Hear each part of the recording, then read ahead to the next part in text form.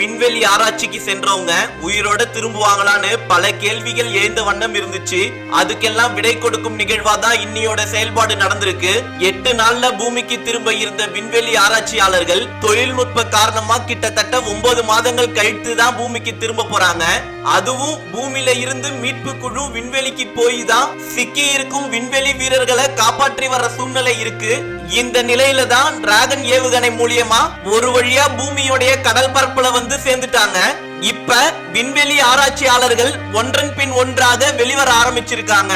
கடந்த 9 மாதமாவே விண்வெளியில எந்த ஒரு ஈர்ப்பு சக்தியும் இல்லாத இருந்த நிலைமையில இப்ப பூமிக்கு வந்ததும் அவங்களால நடக்க கூட முடியாத சூழ்நிலையில தான் இருக்காங்க. அவங்கள ஸ்ட்ரக்சர்ல வச்சுதான் அழைத்து செல்றாங்க. ஒரு வழியா விண்வெளியில சிக்கி இருந்த ஆராய்ச்சியாளர்கள் வெற்றிகரமா பூமிக்கு உயிரோட திரும்பி இருக்காங்கன்னு நினைக்கும் போது சந்தோஷமா தான் இருக்கு. மேலும் இந்த நிகழ்வை பத்தின உங்களுடைய கருத்துக்களையும் கமெண்ட்ல பதிவு பண்ணுங்க.